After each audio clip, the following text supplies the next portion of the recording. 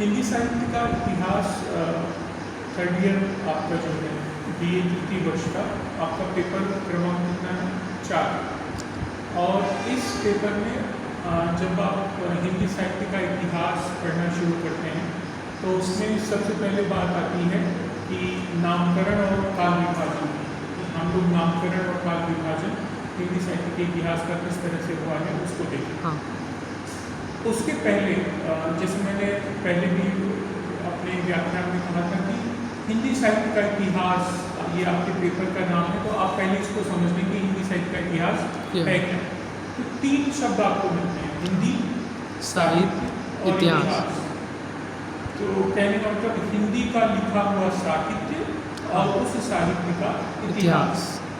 अब प्रश्न ये होता है कि साहित्य का इतिहास आप कैसे तय करेंगे, किस आधार पर करेंगे। तो हर समय जैसे जिस युग की जो परिस्थितियाँ होती हैं, सामाजिक, आर्थिक, राजनीतिक और सांस्कृतिक, उन परिस्थितियों के आधार पर उस समय के समाज के बीच से उसका साहित्य बनता है। और उसकी जो प्रवृत्ति होती है, उस साहित्य की जो प्रवृत्ति होती है, वो अपने समय और समाज को प्रतिबिंबित करता है। इसीलिए आचार्य रामचंद्र शुक्ल ने कहा भी है कि प्रत्येक देश का साहित्य जो होता है वहाँ की जनता की चित्त वृत्ति का संचित प्रतिबिंब होता है। मतलब देश की जो जनता है उसकी जो चित्त वृत्ति है, जो उसके मनो के अनुकूल है, उसी का संचित प्रतिबिंब आपको उस युग के साहित्य में दिखाई देता है। तो ये शुरू से तय रहा कि हिंदी साहित्य का अगर आपको इतिहास लिखना है तो उसमें विभाजन का तरीका यही हो कि किसी युग की जो साहित्यिक प्रवृत्तियाँ रही हैं, आप उन प्रवृत्तियों को आधार बनाकर उसका साहित्य लिख सकते हैं। तो इस तरह से हिंदी साहित्य का इतिहास लिखा जाता है। अन्यथा साहित्य तो कालजयी होता है। हाँ। आप कबीर को आज से 500 साल पहले भी पढ़ते थे, है ना, आने वाले 500-600 साल बाद भी हाँ। तो उनकी प्रामाणिकता बनी रहती है, उनकी प्रासंगिकता बनी रहती है। तो साहित्य तो कालजयी है, लेकिन अध्ययन अध्यापन की सुविधा के लिए साहित्यिक प्रवृत्तियों को समझने के लिए हम उसके इतिहास की बात करते हैं, साहित्य के इतिहास, साहित्य इतिहास की बात करते हैं। और हिंदी में हिंदी के साहित्य का इतिहास लिखने की जो परंपरा है उसकी शुरुआत जो है एक फ्रांसीसी विद्वान करता है, हाँ। और उन्होंने जो ग्रंथ लिखा उसका नाम था इस्तवार द लॉ लिटेरेटरी हिंदुस्तान। हाँ। ये पहला प्रयास था जो हिंदी साहित्य के इतिहास को लिखने के संदर्भ में किया। लेकिन इसमें नामकरण और काल विभाजन के ऊपर कोई उन्होंने विशेष ध्यान नहीं दिया। हाँ। क्योंकि वो मुश्किल था, उनके पास कोई ऐसी परंपरा नहीं थी जिस परंपरा से वो आगे बढ़ते। फिर इसके बारे में दूसरा प्रयास किया शिव सिंह सेंगर, उन्होंने शिव सिंह सरोज लिखा, लेकिन उन्होंने भी काल विभाजन नहीं किया, उन्होंने संग्रह किया लगभग 1000 कवियों की का जीवन वृत्त और उनकी रचनाएं वो एक साथ उन्होंने संकलित की। लेकिन अच्छा प्रयास था, 1000 कवियों के बारे में आपको जानने को शिव सिंह सरोज के माध्यम से मिल जाता है। उसके बाद तीसरा प्रयास जो है जॉर्ज गियर्सन ने किया। जॉर्ज गियर्सन ने बहुत काम किया है भाषा को लेकर, साहित्य को लेकर, भारतीय भाषाओं को लेकर। तो लेकिन जॉर्ज गियर्सन ने भी माना कि काल विभाजन बहुत मुश्किल काम है, क्योंकि उस समय उनके पास जो सामग्री उपलब्ध थी, शोध की जितनी दिशाएं वो तय कर सकते थे, उसके हिसाब से जॉर्ज गियर्सन के लिए भी मुश्किल था। फिर भी उन्होंने 11 विभागों में जो है विभक्त किया हिंदी साहित्य के इतिहास। लेकिन इसमें जैसे विभागों के नाम ही आप देखिए, जैसे चारण काल है, 15वीं शती का धार्मिक पुनर्जागरण है, जायसी की प्रेम कविता है, ब्रिज का कृष्ण संप्रदाय है, मुगल दरबार है, तुलसीदास है, रीति काव्य है, तुलसीदास के अन्य परिवर्ती हैं। तो उन्होंने एक तरह से काल विभाजन नहीं किया। जो मुख्य मुख्य प्रवृत्तियाँ या मुख्य मुख्य कवि उनको दिखाई दिए, उन्होंने उनको जो है एक एक विभाग में बांट के इस तरह से 11 विभागों में उन्होंने प्रस्तुत कर दिया। लेकिन ये भी अच्छा प्रयास था। और उनके बाद जॉर्ज गियर्सन के बाद अगला प्रयास करते हैं मिश्र। मिश्रबंधु लिखते हैं मिश्रबंधु विनोद हाँ। 1913 में। और पहली बार वो काल विभाजन को सही तरीके से प्रस्तुत करने की कोशिश करते हैं। और वो नाम देते हैं आरंभिक काल, जो 600 से 1343 विक्रम संवत तक था।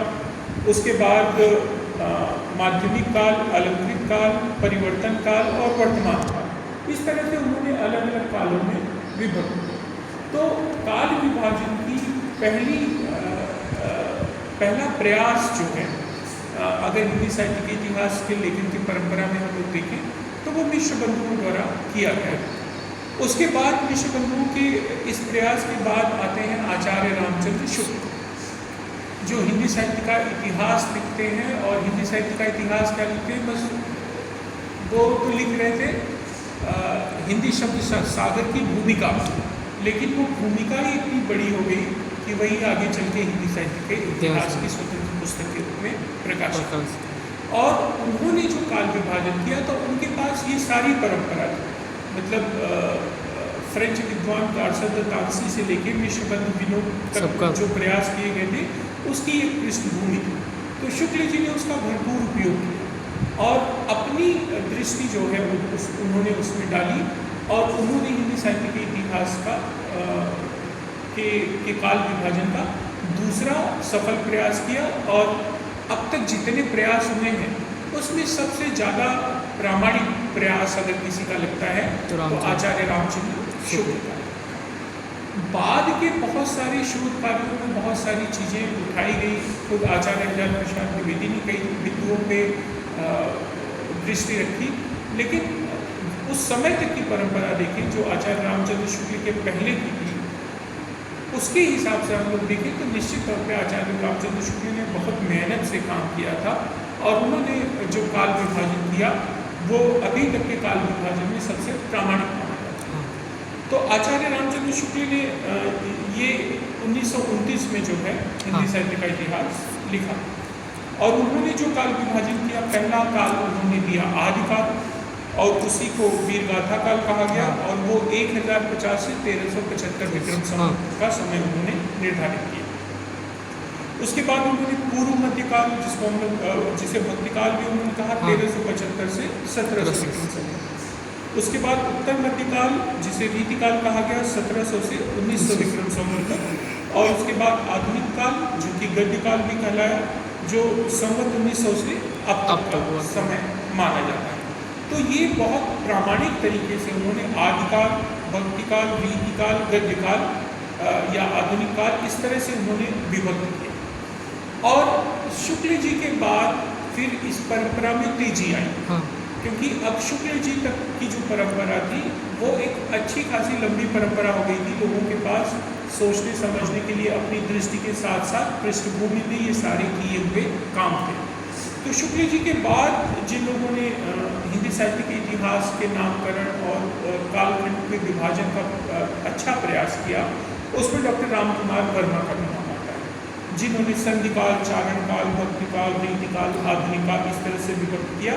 तो इसमें हम लोग देखते हैं कि बहुत ज़्यादा परिवर्तन उन्होंने नहीं किया, खाली उन्होंने चारण काल और संधिकाल बदला, बाकी नीचे के 3 काल जैसे शुक्ल जी ने दिए थे उसी तरह से स्वीकार। अगला बड़ा नाम वर्मा जी के बाद जो आता है वो बाबू श्याम सुंदर दास का।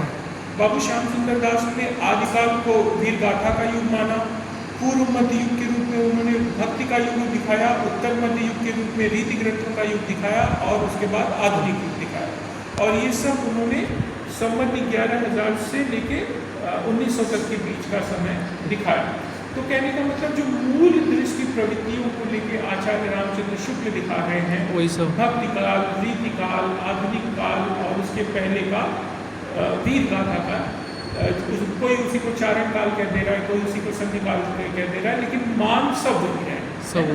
तो कहने का मतलब इन सारी परंपराओं में जो केंद्र बिंदु आके ठहरते हैं वो आचार्य रामचंद्र शुक्ल ठहरते। बाबू श्याम सुंदर दास के बाद हिंदी साहित्य का वैज्ञानिक इतिहास के नाम से किताब लिखते हैं गणपति चंद्र गुप्त, और उन्होंने भी काल विभाजन किया। तो उनका भी काल विभाजन जो है प्रारंभिक काल, पूर्व मध्यकाल, उत्तर मध्यकाल और आधुनिक मध्यकाल, ये 1184 ईस्वी से लेकर 1857 से आधुनिक शुरू होता है और वो अब तक माना है।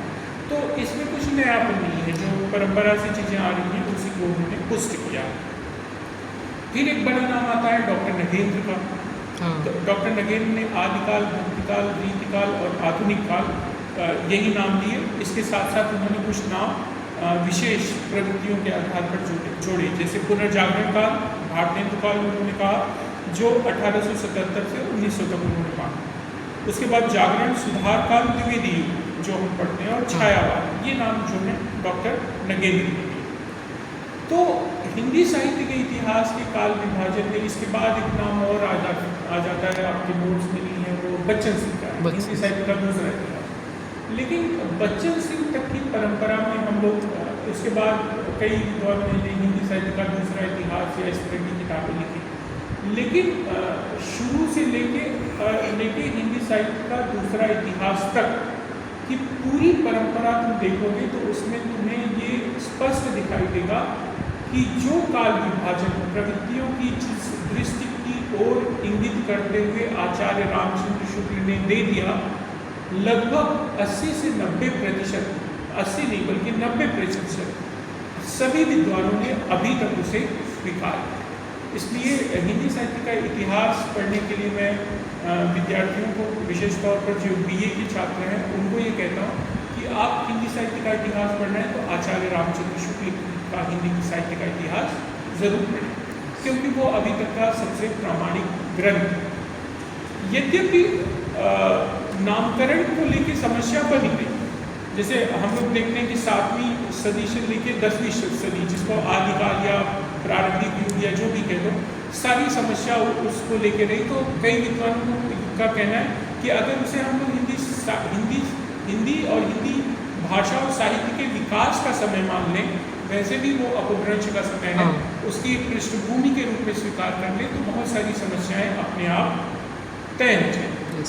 अब जो नाम आए, जैसे चारण काल, गियर्सन चारण काल कह रहे हैं, प्रारंभिक काल मिश्रबंधु कह रहे हैं, वीर गाथा काल रामचंद्र शुक्ल कह रहे हैं, सिद्ध सामंत युग राहुल सांकृत्यायन नाम दे रहे हैं, बीज वपन काल महावीर प्रसाद द्विवेदी कह रहे हैं, वीर काल विश्वनाथ मिश्र कह रहे हैं, आदिकाल हजारी प्रसाद द्विवेदी कह रहे हैं, संधि एवं चारण काल डॉक्टर राम कुमार वर्मा कह रहे हैं। तो ये अलग अलग नाम जो शुरुआती तौर के लिए आए, वो मूल तौर से हिंदी भाषा और हिंदी के साहित्य के विकास की पृष्ठभूमि, जैसे हम लोग पढ़ते हैं पाली, संस्कृत, पाली, प्राकृत, अपभ्रंश, तो ये अपभ्रंश का समय था, और बाद में अपभ्रंश से ही सभी आधुनिक भारतीय भाषाओं का जन्म होता है। वो आगे आप पढ़ोगे और भाषा विज्ञान के पेपर में भी आप उसको पढ़ेंगे। आचार्य रामचंद्र शुक्ल ने जो लिखा वो बहुत हद तक प्रामाणिक है, लेकिन आगे चलकर जब उसमें शोध हुए तो बहुत सारी विचारधाराएं बदली, और खुद आचार्य हजारी प्रसाद द्विवेदी ने कई चीज़ों को लेकर इंगित किया। जैसे ये प्रारंभिक काल को ही या वीर गाथा काल को, जैसे आचार्य रामचंद्र शुक्ल जिसे वीर गाथा काल कहते हैं, और उसके लिए उन्होंने जिन 11-12 ग्रंथों का जिक्र किया, जिनको रासो ग्रंथ कहते हैं, उसमें से कई ग्रंथों को लेके जो है आचार्य हजारी प्रसाद द्विवेदी ने प्रश्न करे। इन ग्रंथों में जैसे विजयपाल रासो, मनीर रासो, कीर्तिलता, कीर्ति पताका, कुमान रासो, विसल देव रासो, पृथ्वीराज रासो, जयचंद्र प्रकाश, परमाल रासो, विद्यापति की पदावली, खुसरो की पहेलियाँ और जयचंद्र प्रकाश, ये सारी वो किताबें थी जिनके आधार पर आचार्य रामचंद्र शुक्ल ने इसे वीर गाथा काल कहा। लेकिन जब हजारी प्रसाद द्विवेदी लिखते हैं तो वो कहते हैं कि इसमें से कुछ किताबें, जैसे खुसरो की पहेलियाँ, विद्यापति की पदावली है, इनका वीर गाथा से क्या लेना देना, ये तो अलग चीज़ें हैं, वहाँ पे पहेलियाँ हैं और विद्यापति की पदावली हम लोग जानते ही हैं। ठीक उसी तरह 2 किताबों का उन्होंने विशेष तौर पर जिक्र किया, खोमान रासो और बिसल देव रासो। बोले कि नए शोध के हिसाब से जो नई चीज़ें निकल के सामने आई, उनसे ये स्पष्ट होता है कि ये किताबें तो 16वीं सदी की हैं, और उसको रामचंद्र शुक्ल गिना रहे हैं प्रारंभिक काल में, जो पूरा झगड़ा 7वीं से 10वीं शताब्दी का है, उसमें उसको जोड़ रहे हैं, जबकि वो किताब जो है नए शोध और संदर्भ जो आए हैं उनसे ये प्रमाणित होता है कि वो 16वीं सदी, तो उनको तो वहाँ पे गिना ही नहीं जा सकता। तो इस तरह बहुत सारे सवाल जो है आचार्य हजारी प्रसाद द्विवेदी खड़ा करते हैं।